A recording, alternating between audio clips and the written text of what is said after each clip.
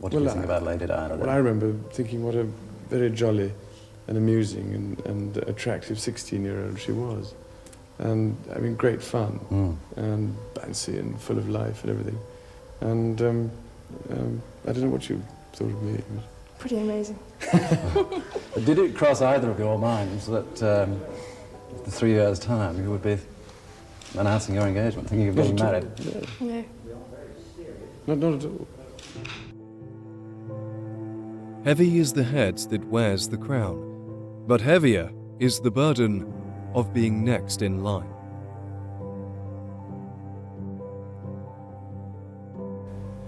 I think that probably the shock of the mother's very sudden death and him becoming king, when these things happen, you go into slight shock, so you act quite mechanically. It sort of protects you in a way. So I think he wouldn't have been overwhelmed at that moment. He would have been very emotional, but he would have kept it all in check. So I think he dealt with it on a very professional level. The British royal family is built on the traditional duty until death. For every heir to the throne, there is a spare. I too now solemnly pledge myself, throughout the remaining time God grants me, to uphold the constitutional principles at the heart of our nation. Charles knew he'd become king, following in his mother's footsteps, leaving his sister Anne behind. Despite their close childhood bond, becoming the reigning monarch would definitely divide the pair.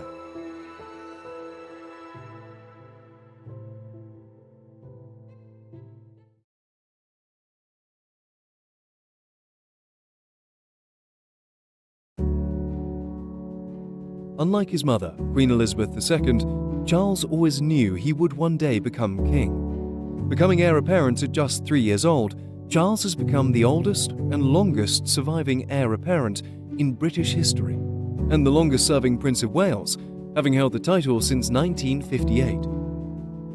In his own way, he has defined the role of the heir apparent. He has been called a visionary in his creative and forward-thinking ideas, with his passions for the environment, architecture, and alternative medicine. Charles is president or patron to over 400 charities and organizations, and is known as one of the most hard-working royals, alongside his sister, Anne, Princess Royal. The Prince of Wales has had a life with challenges. Well, he was a very studious child. I mean, he was somebody who was quite unlike Prince Philip, who was a much more boisterous character. He was unlike his mother as well. His mother was somebody who was very serious from a very young age, and Charles, I think, inherited this seriousness, but what he had, which she didn't have, was a real interest in learning, a real interest in books and things like that.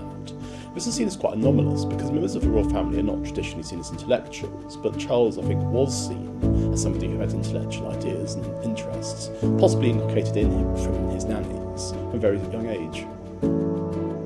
Well, Queen Elizabeth was a very dutiful mother, and if you think that she became Queen aged 25, she had, Prince Charles was, I think he was 4, nearly, and Princess Anne was she was born in 1950, so she was only just 3 when the Queen was crowned. So basically her children were taken away from her. She just didn't have time to be with them. So she would see them in the morning, for 15 minutes, and she would see them at night for half an hour. But again, you have to judge it by the laws of the time. That was how aristocratic families worked. When the coronation took place in 1953, it was quite interesting, because Charles was obviously just about old enough to be at the coronation and to have an understanding of what was going on, the legacies and how people did. And I suspect that for a very young boy, it would have been an overwhelming experience with the pageantry and the noise and sheer number of people. But it had also been, probably by then, back of his mind, this thought percolating around, it's going to be me one day. This is all going to happen for me. It was a 3-hour ceremony. It was, everybody recalls, the coldest June day that had ever happened, and it was pouring with rain. And people, there was, if you go back, this is 1953, so the ceremony itself was very, very serious and very religious and very dramatic. And it's impossible to speculate exactly how he felt, because we have no record of his thoughts of time or down for much. He remembers exactly how it was, but certainly it must have been a sense of absolutely terrifying pressure being put on you as a young child to see all this at such a young age, and to think, one day, unless something horrible happens or unexpected, this will all be for me as well. Well, obviously he was the eldest sibling of 4, and I think it's fair to say that because he was the first sibling, and because he was going to be Prince of Wales and then eventually he was going to become king, there was always a sense that he was the one who was given the most attention and the most focus. So I think that this was something that he, on the one hand, he thrived on, because who wouldn't thrive in a situation where you're always told that you're the most important one?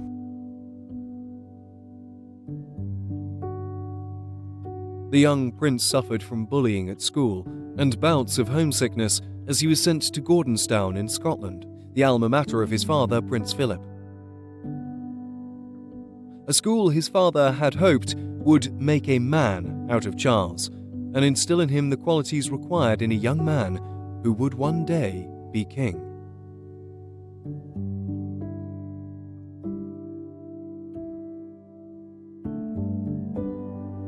Well, Charles was sent to public school in Scotland at Gordonstoun, which is an infamously tough school where essentially the attitude is spare the rod and spoil the child. It made Charles embittered, it made him, I think, somebody quite closed in terms of his emotions, because he had to keep so much to himself.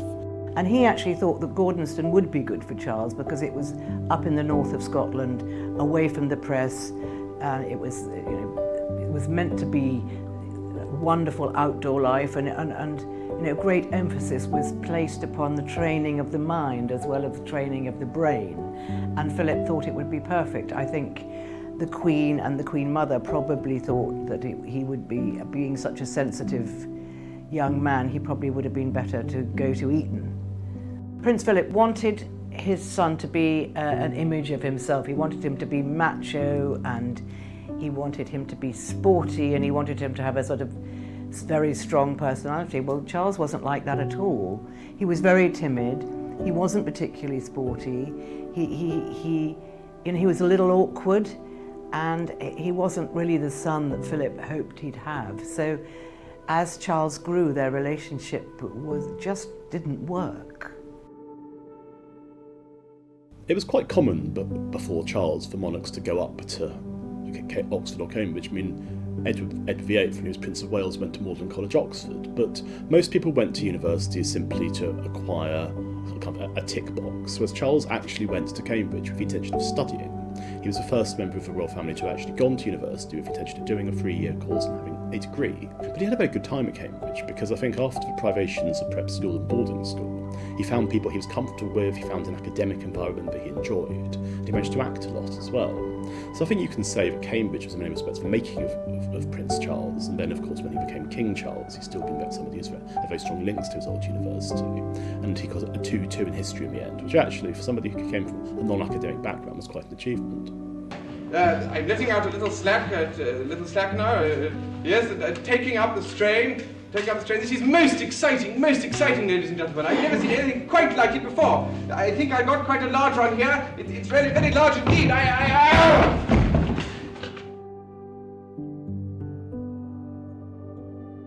Challenges have also arisen from the media reporting, focused on the ups and downs of Charles's personal and romantic life. His days as the most eligible bachelor prince saw great speculation about his future wife. The eventual marriage to Lady Diana Spencer was just the fairy tale the world had been waiting for, a dashing prince with his blushing bride.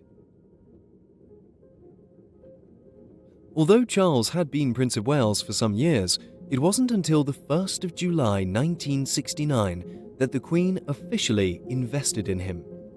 Before the ceremony, Charles had left Cambridge University to spend a term at the University College of Wales at Aberystwyth. During his tenure in Wales, he spent his time learning about Welsh history and culture and learning to speak the language.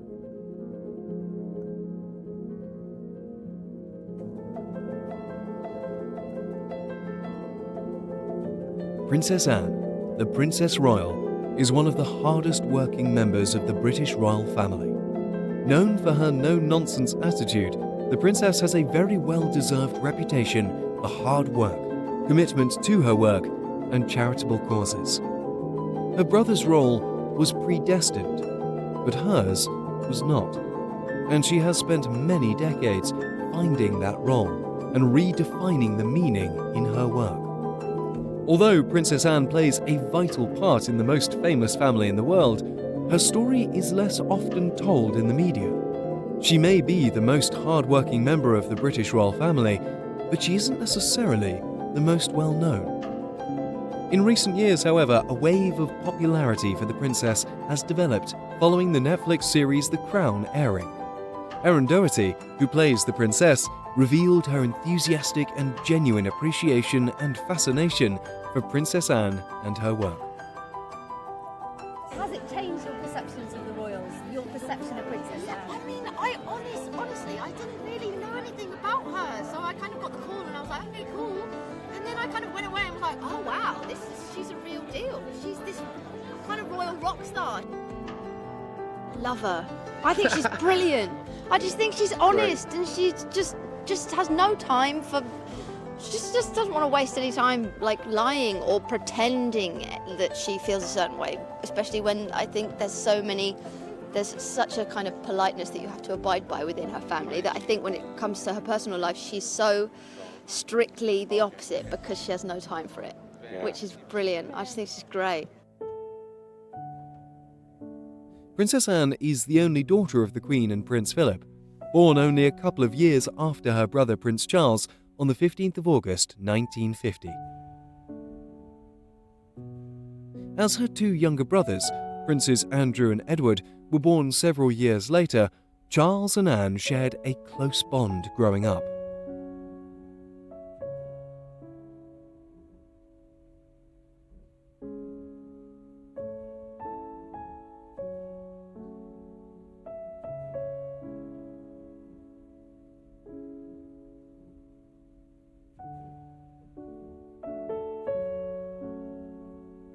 At that time, the royal family's life was blessed, with summer and Christmas holidays spent in Balmoral and Sandringham, laying the foundations for Princess Anne's love of horseback riding.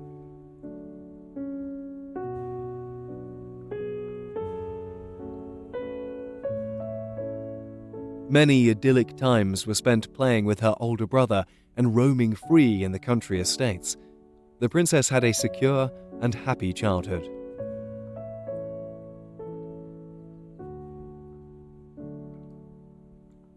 Princess Anne is said to have had an incredibly close emotional bond with her father, Prince Philip. He admired her for her challenging and resilient nature. Some reporters have even said Princess Anne was Philip's favourite son. They had a lot in common, similar in their pragmatic approach to life and their strength of character, whilst not being adverse to expressing a strong opinion. Charles and Anne shared a governess, Catherine Peebles, for their early education. Still, by 1963, Anne was keen to move on to the outside world, to a boarding school, and she was enrolled at Benenden School, a historic house in the beautiful Kent countryside, the Garden of England. And what's your personal reaction to having the princess come here? I think it is a very great honour for us and I hope a great opportunity. May I ask you finally about your own feelings on discipline? Suppose a girl does something that's against the rules, what happens to her? It depends what the misdemeanour happens to be. We deal with such misdemeanours ad hoc. Usually a talking to in the right way is all that is necessary. Otherwise we deal with it according to what it is. Have you ever expelled a girl? Never so far. The princess has been vocal about the benefits of a boarding school education, and whilst acknowledging that some students may not enjoy the experience, she felt it was the right thing for her. In June 1987, the Queen bestowed the title upon her daughter, Anne, the Princess Royal. Truth is, you know, there's really only you and them. and it requires an awful lot of concentration. There are certain advantages in being lost in a class of... Were you nervous? Were you nervous about going to public school? No, I think I did actually rather quite look forward to it in many ways. And how did they treat you? Was there any bullying done? I imagine there wasn't really, knowing you. Or at least being aware of you. I wasn't that big a girl.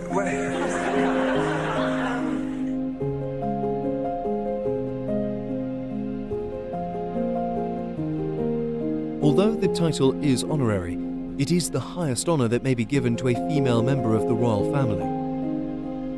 So it was a very significant moment for the Queen to publicly recognise the immense dedication Anne had been applying to her role as a working member of the royal family.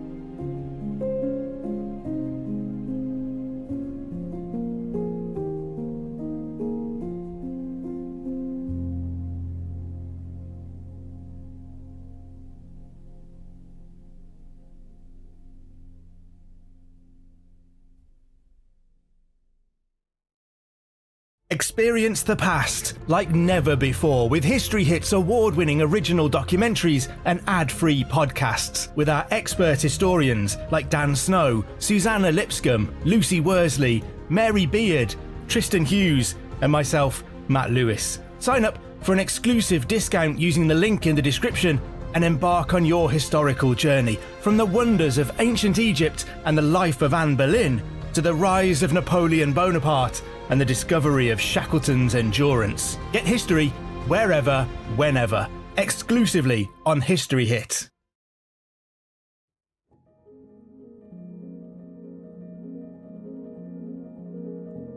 Being a young, beautiful princess and daughter to the Queen made Princess Anne a very eligible young lady.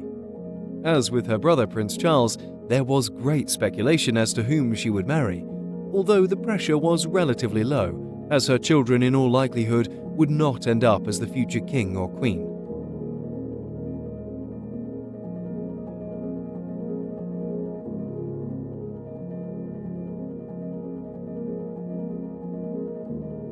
A shared interest in equestrian sports brought Anne together with her first husband, Captain Mark Phillips. The engagement was announced on the 29th of May, 1973. In a peek behind the curtain, the royal couple sat down for an interview. Why have you kept a bay in the wedding service? Well, for that reason, I think it's in the service. And perhaps because I'm rather an old-fashioned girl. And, as the Dean said the other day, the Prince Anne says obey, and I have to say worship, so I think pays the money, takes a choice. It was even, well, I suppose after badminton, but can't speak for him or me, really. Mr. Phillips, let me throw that one at you. Yes, it was after badminton that we decided, really. Has it been a great strain keeping it secret and indeed keeping it away from people like ourselves? But I think it has, yes, it became rather a strain. Yes. You seem on the surface to be a very shy person. It's not every day one proposes to a princess. Did it require a lot of courage to propose? I'm not sure. I mean, I think the fact that the girl in question is a princess makes any difference at all. I think if you get married to somebody, it's a very, very personal thing, and the two of you just feel it, and it's a completely natural. I think you've got to be brave to propose to anybody, haven't you? Yes. I mean, indeed, perhaps it becomes relatively more important. But I rather hope that, I mean, every time he spoke to me or took me out, that he can actually think of me as a princess. Do you think you'll make a good housewife? I mean, can you cook, for example? Well, that's hardly up to me to say. Cook scrambled eggs, I think we can recommend that. Yes, I mean, I've done a bit of cooking myself. Would you like to cook Captain Phillips' breakfast before he goes off to work, for example? I can manage that. It's easy. Especially when he's eventing, because he's not going to get more than a cup of coffee. When you were a teenager, did you have any idea of the sort of girl that you would like to marry? No, no. I didn't. I wasn't very clever with girls, I don't think, when I was a teenager. I definitely was a bit not very good. Not very successful, should I say. If you had not met a man whom you wanted to marry, do you think you would have married out of a sense of duty? No way. I'm glad you said that. No, I don't think you have heavens, no. Princess Anne married Captain Mark Phillips on the 14th of November 1973 at Westminster Abbey. It is thought that the Queen offered Mark a royal title, but he turned it down, preferring to keep Captain as his title. Mark Antony Peter, wilt thou have this woman to thy wedded wife, to live together after God's ordinance in the holy estate of matrimony?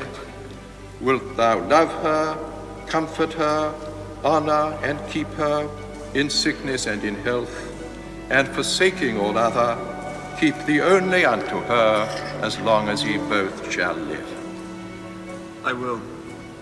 Anne Elizabeth Alice Louise, wilt thou have this man to thy wedded husband, to live together after God's ordinance in the holy estate of matrimony?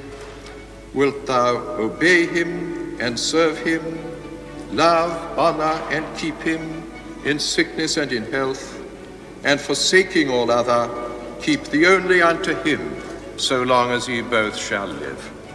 I will. I pronounce that they be man and wife together, in the name of the Father, and of the Son, and of the Holy Ghost. Amen. As she was the first of the Queen's children to marry, it was indeed a very special day.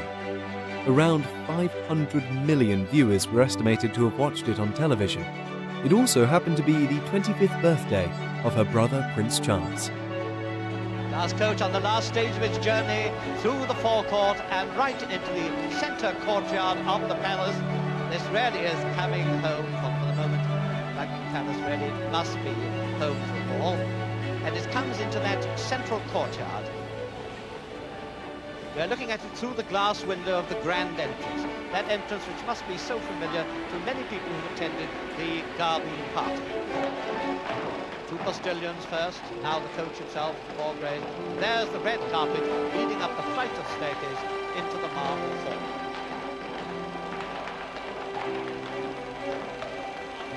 Mr. Shoal reins in carefully. Footman bow, open the doors, Captain Mark Phillips, and now welcome home, Princess Anne.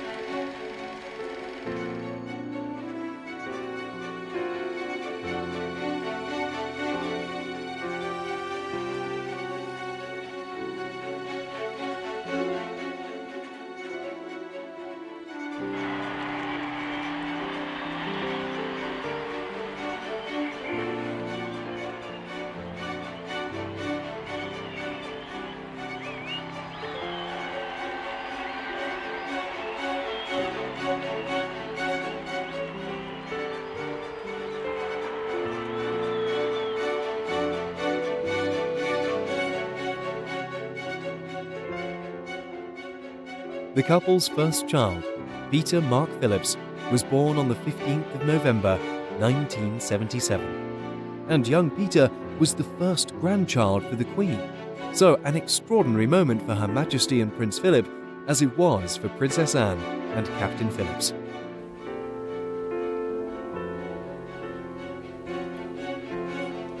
With the temperature just above freezing, Princess Anne came out. But instead of stopping on the steps for a moment for the large crowd, as she had promised, she just had a few quick words with the hospital staff.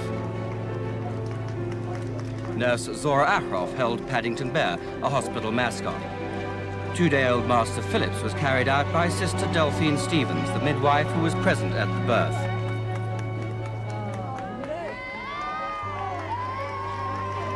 Well wrapped up against the cold, he was handed to the princess, who, ignoring normal advice, sat with her son in the front seat of the car. And off the couple went to Buckingham Palace for lunch. They'll be staying there until they move to their new home in Gloucestershire. As Mark did not take a title when he married Princess Anne, it was also decided that their children would not receive any royal titles. Anne has said she wished they could have as normal a childhood as possible. Anne and Mark settled into family life with their newborn son, and for the next 4 years, they did their duty, but focused on family. Their second child, Zara Phillips, was born on the 15th of May, 1981.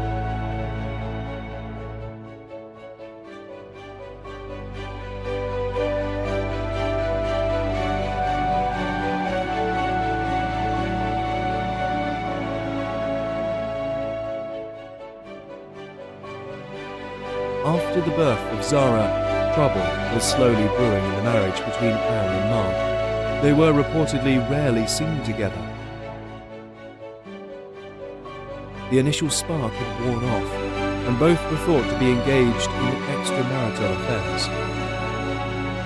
Subsequently, reports and accusations emerged that Phillips had fathered a love child with a New Zealand art teacher, Heather Tonkin. The couple separated in 1989 and divorced in 1992. Princess Anne went on to marry Sir Timothy Lawrence, who happened to be a query to the Queen from 1986 to 1989. They remained contentedly married, sharing their passions and hobbies, but with a keen eye on their royal duties and responsibilities.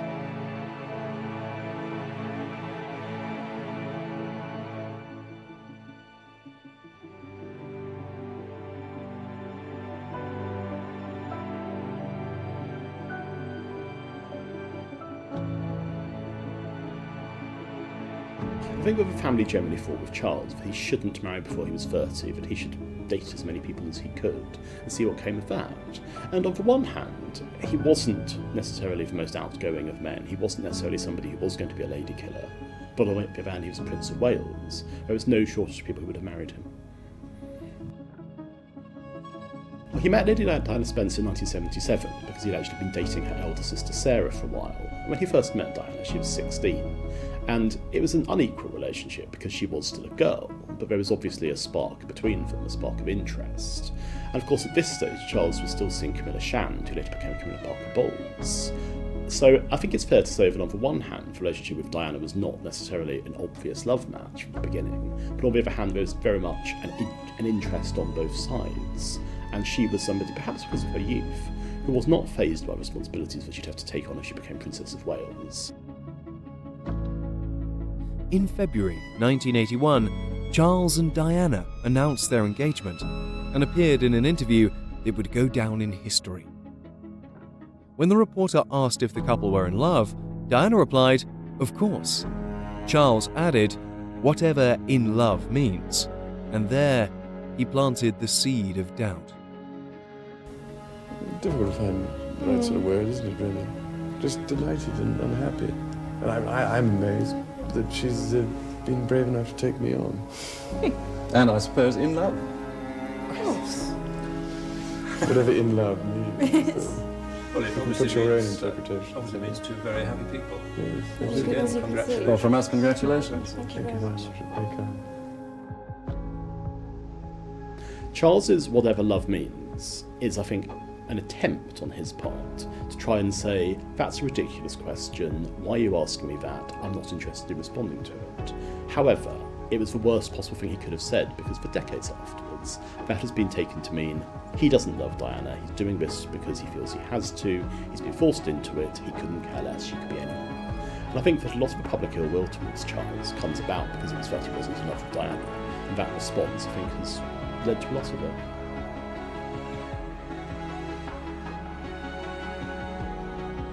As we now know, Charles and Diana's marriage was unsuccessful. Whilst they built a family unit together with sons William and Harry, the relationship between Charles and Diana was not destined to last. Charles later rekindled an old spark with former girlfriend Camilla Parker Bowles. much to the dismay and disapproval of royal courtiers. But they went on to marry, and the public accepted their partnership.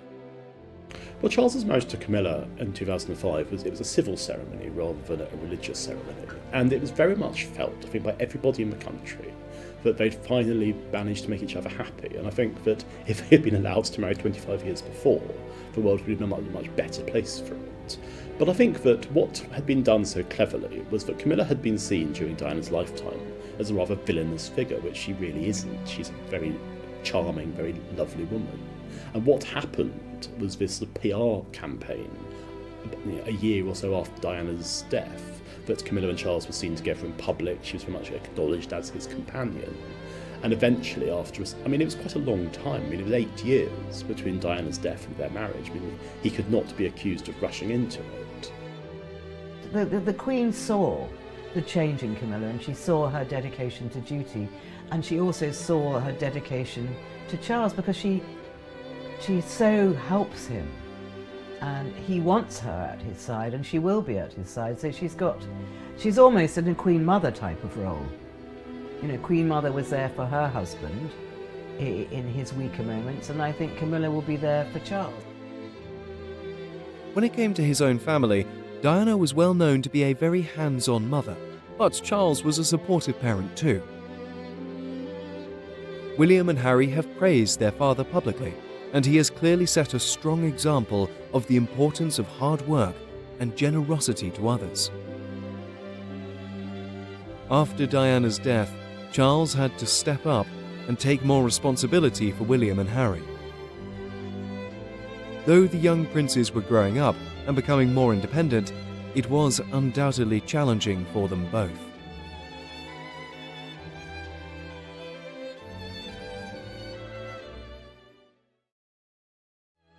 As the Prince of Wales, Charles undertook official duties on behalf of the Queen. He sponsors the Prince's charities and is a patron, president, or member of over 400 other charities and organisations. Anne entered public life at 18 and continued serving as a working royal. Involved in upwards of 300 different charity organisations, Anne is considered the busiest royal family member. The hardest working royal is a title she often receives, battling it out with her brother Charles, who has always attended the most engagements.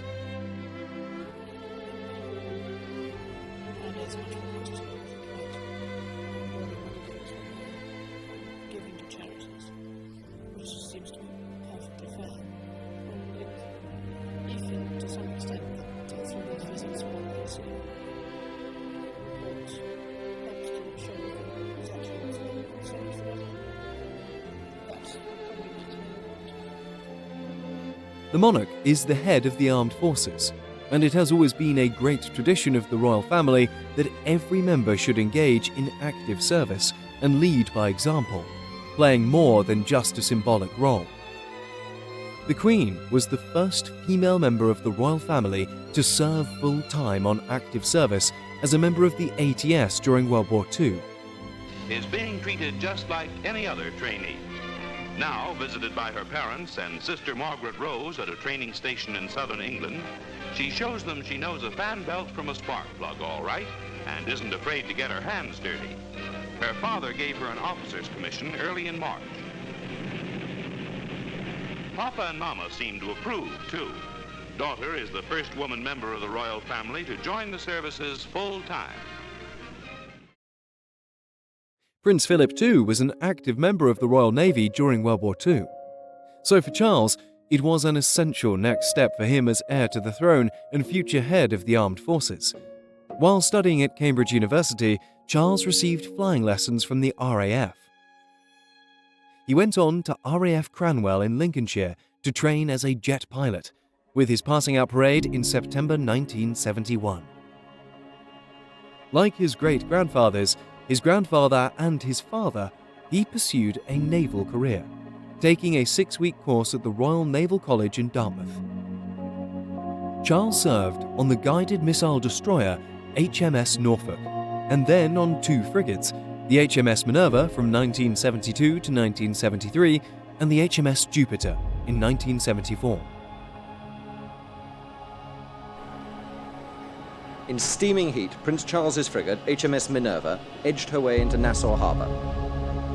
A few minutes before, he had formally ended his duties as one of the ship's navigation officers and taken on the role again of His Royal Highness the Prince of Wales, with his personal standard broken from the mast.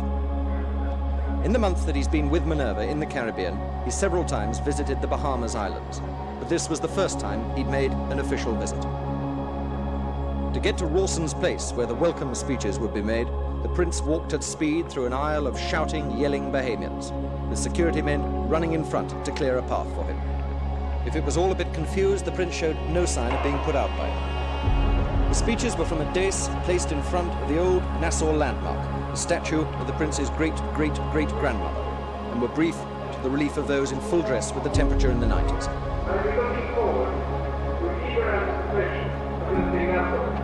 It will be 5 days of ceremonial engagements before Prince Charles rejoins Minerva next Wednesday for 2 more months of Caribbean patrol as a naval lieutenant.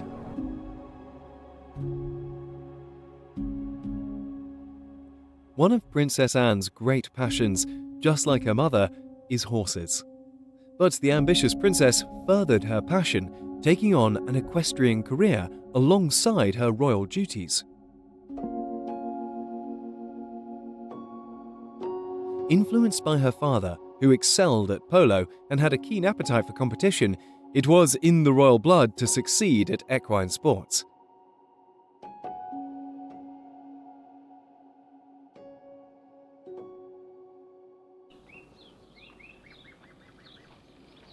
At a farm near Windsor today, as with almost every other day since she came back from the Far East, Princess Anne has been riding with doublet, preparing for the badminton horse trials in April, and in the long term, if that goes well, selection for the Munich Olympics in the summer.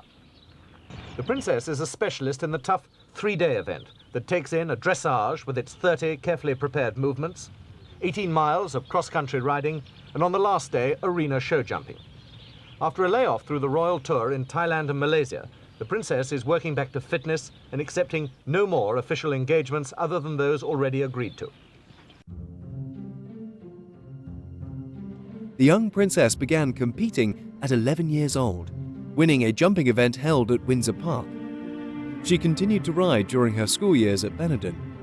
Her fearless approach to riding and the wild side of her character saw her succeed and take several falls, leaving her with more broken bones than most people see in a lifetime.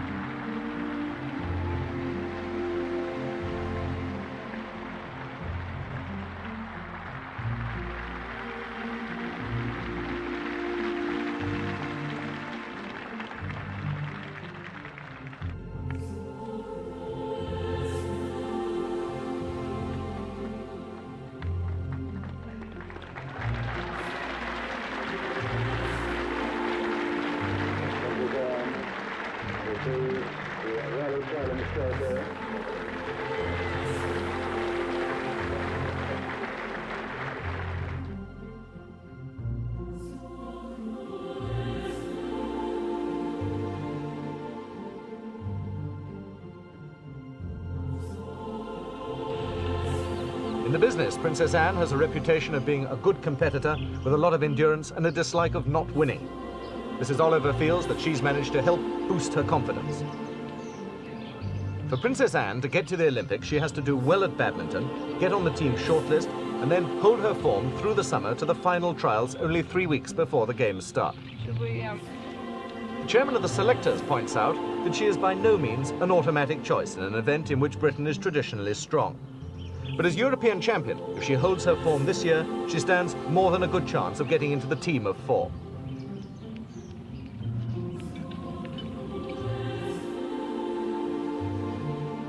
By Olympic standards, the princess has reached the top very quickly, and Alison Oliver has few doubts about her ability to stand up to the competition and the strain of the Munich stadiums if she is chosen to go.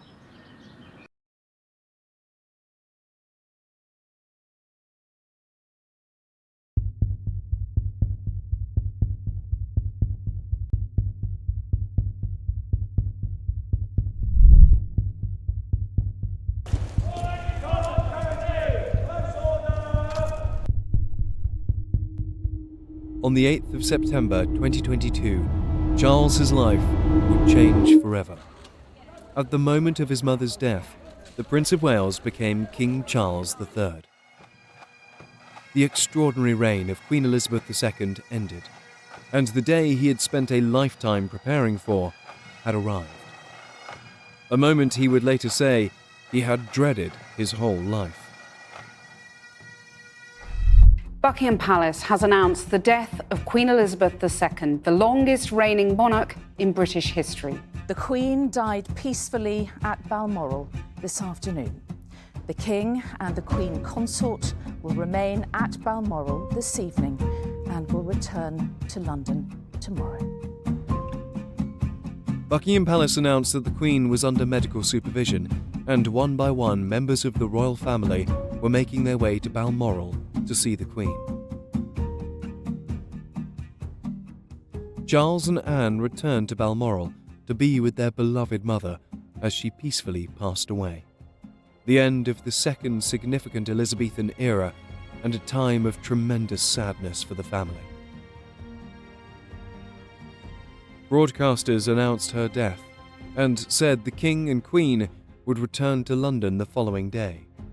There is no pause in the continuity of the monarchy, and following his mother's example, Charles stepped into his duties as king.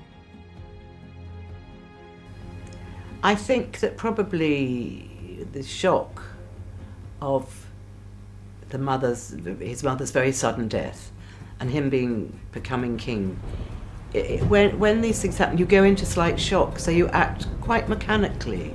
It sort of protects you in a way. So I think he wouldn't have been overwhelmed at that moment. He would have been very emotional, but he would have kept it all in check. So I think he dealt with it on a very professional level, which would be really the only way to deal with something of that enormity happening to you. On Saturday, the 10th of September, the Accession Council gathered at St. James's Palace. It was time to proclaim the new king.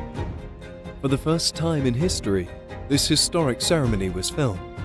The Privy Council proclaimed His Majesty as King Charles III. Whereas it has pleased Almighty God to call to His mercy our late Sovereign Lady, Queen Elizabeth II, of blessed and glorious memory, by whose decease the crown of the United Kingdom of Great Britain and Northern Ireland is solely and rightfully come to the Prince Charles Philip Arthur George.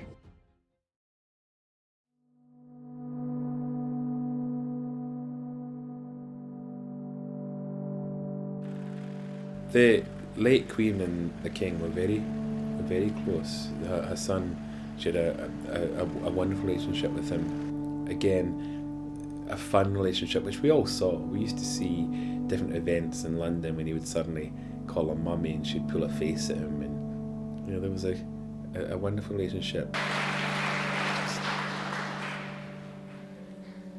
Mummy.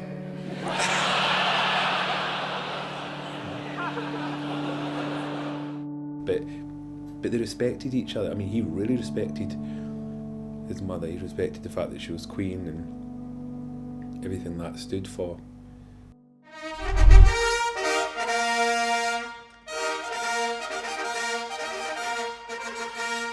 Outside the royal court, the state trumpets sound. Before rolling news, the role of this part of the ceremony was to spread the word to a waiting nation.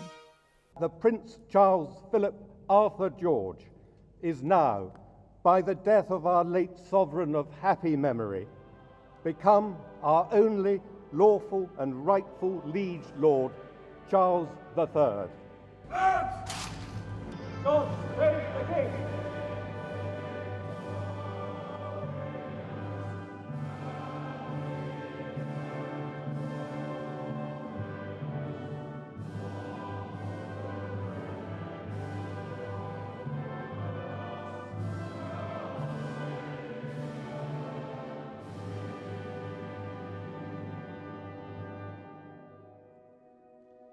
Charles made a personal declaration, referencing his mother's reign.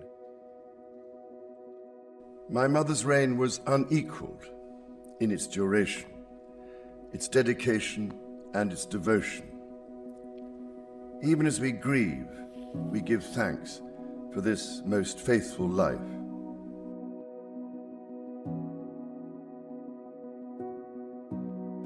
So the proclamation was quite special because the proclamation's always been, well, part of it is always private. The actual part that you saw outside on the balcony of St James's Palace has been televised or recorded before.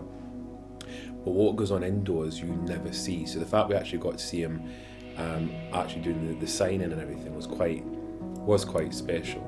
Even if there was one or two little funny moments, but it was quite an important, historical, important moment for him, and for us to all be allowed to watch that, which was, I was amazed that we got to see it, and again, it's one of those memories I think that we'll always have. You know, it was quite special seeing that. In the days following his mother's death, Charles visited different nations. In a time where families would ordinarily grieve together in private, Charles made himself very visible, just like his mother did. He met with people waiting in the famous queue to see the Queen lying in state, and visited people across the country who were grieving too.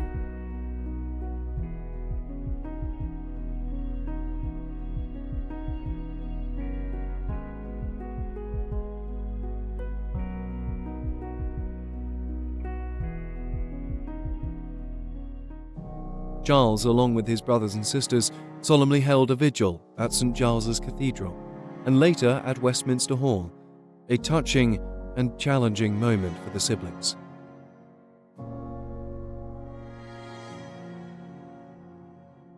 On the 19th of September, Charles played an essential part in the late Queen's funeral. King Charles walked behind the coffin, alongside his siblings and sons, a poignant moment.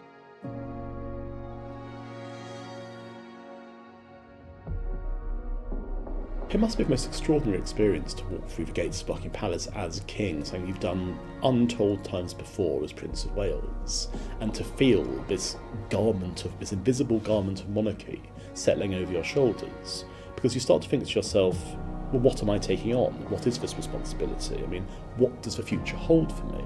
So Charles is somebody who knows very keenly that there are these incredibly high standards that he has to live up to, and I suppose when he walked back through Buckingham Palace he thought, right, here we go. She made sacrifices for duty. Her dedication and devotion as sovereign never wavered, through times of change and progress, through times of joy and celebration, and through times of sadness and loss. In her life of service, we saw that abiding love of tradition, together with that fearless embrace of progress, which makes us great as nations. The affection, admiration, and respect she inspired became the hallmark of her reign. Charles has great delivery. I mean, he's practically like a Shakespearean actor. Well, he was a Shakespearean actor at one time. So his delivery of all these speeches is completely brilliant. And I think he writes most of them himself.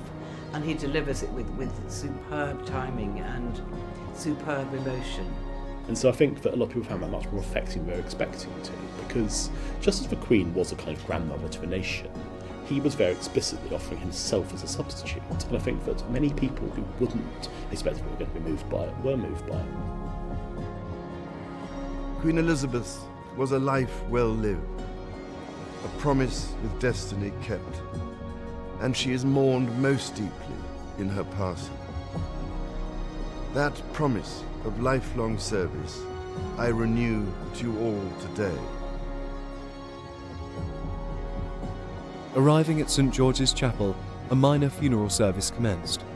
The chorus sang, "God Save the King," for the first time.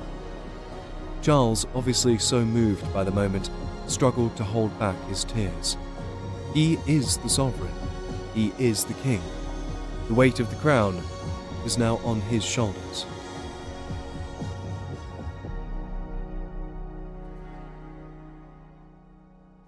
On May the 6th, the first coronation in 70 years will occur. Though said to be scaled down compared to Queen Elizabeth's ceremony, the pomp and tradition will still feature. Charles and Camilla will be crowned king and queen. The proclamation of King Charles I was something that took place just after his announcement as king, and it's something that was announced in every major city and every major town in Britain. And something that, because it hadn't happened in so long, it hadn't happened since the 1950s, there was a real interest in it because people hadn't seen a proclamation before, but of course now they are seeing this man being proclaimed king, which is, again, it's something that's been going on for centuries, but it's still got a hugely symbolic role that we are seeing before our very eyes. The reassertion of monarchy, the reassertion of kingship, because not a lot of people alive today are going to remember King George VI, his grandfather. So having a king again is really quite a novelty.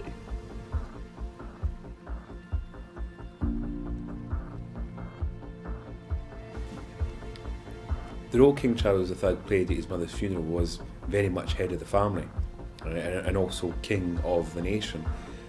And I'm sure it was quite a difficult time, mainly because, you know, the eyes of the world are watching you. It's not a private thing at all, and he's aware of that. Everything he does, every action, every tear, everything has been watched and listened to and discussed. Well, Charles was obviously responsible for making sure that the funeral went as smoothly as it did, because he was obviously the focus of attention. He was the person that most people were looking at in terms of how it was going to be for him. And he's somebody who I think was, on the day, he walked behind the coffin, he was very much, you know, the focus of public interest and focus of public attention. And he did everything exceptionally well. I mean, the funeral was very well organised. It had been, of course, organised. It had been planned for years, but it went off without a hitch, and Charles's involvement in that has to be seen as testament to the fact that everything worked well. There was an extraordinary outpouring of grief amongst the nation, because, you know, the majority of the Queen's subjects had never known another monarch, and it was kind of the end of an era. It wasn't just her death, it was the end of an era. It was end of the Elizabethan age as we know it. And of course it was all so dramatic and so beautifully staged that made it even more poignant. The soldiers, the wonderful music, the people that used to work for the Queen walking behind her coffin was very, very moving. And the crowd, we know, was crying. Or they were crying, or they were cheering, or they were just silent, completely silent. You could hear a pin drop. I remember when Diana died, and the day of her funeral, you could just hear the birds. You couldn't hear anything else. No sound from the crowd, and that is a sort of real high emotion.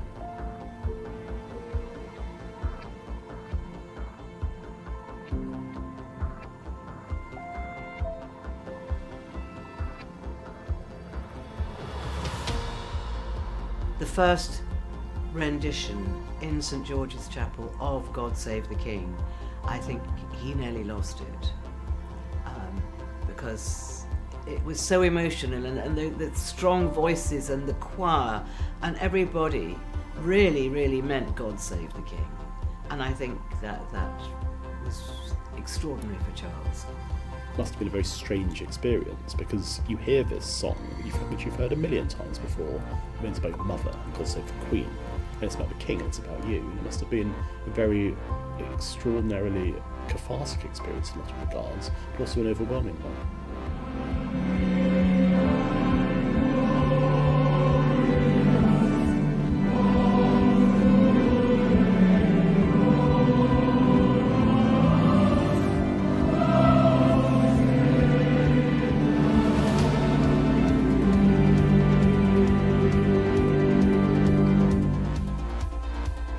Following his mother's death, Charles's life and responsibilities have changed. As king, he can no longer speak so freely about his passions and opinions. He instead has to remain unbiased. King Charles has taken on his responsibilities with ease, dealing with the famous red box each day, meeting with prime ministers, presidents, and state officials, and attending various engagements. He has taken his new role in his stride.